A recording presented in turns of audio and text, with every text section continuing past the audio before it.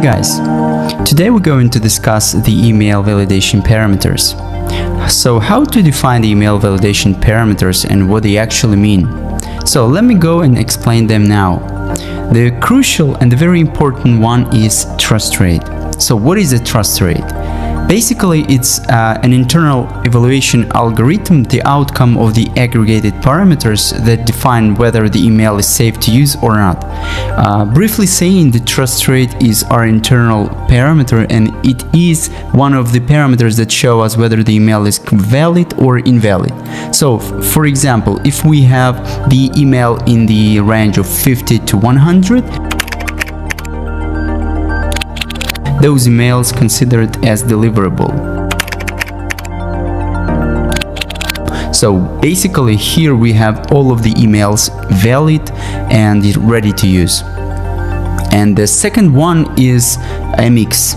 What is basically a mix and how to work with it? A mix, this is basically the check that is domain exist and can receive emails. This check relies on DNS infrastructure, which is public. If this check fails, there is no sense in trying with other checks.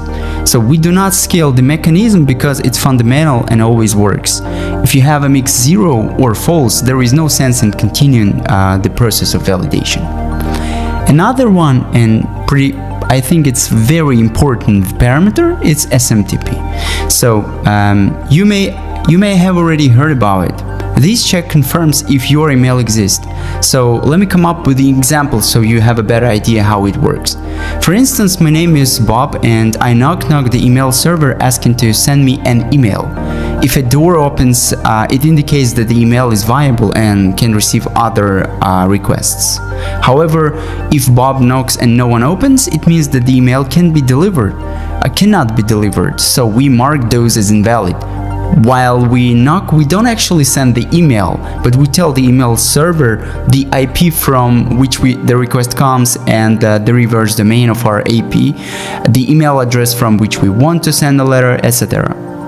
The next one, and it's probably also very important one, is SMTP catch-all. So what is SMTP catch-all? It means that the email server is configured to accept any emails. This means that the server has some sort of mailbox for all sort of obscure stuff. Therefore, we double check if SMTP will be true for non-existing emails, for example, blah blah at domain.com. If such a mailbox exists, the catch-all is configured on that domain. So the next one is disposable. So what is disposable?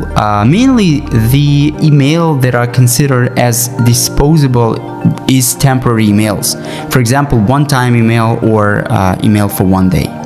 And this is basically the very important parameters which we have indicated. And this is it for today. Thank you so much for your time and have a great day.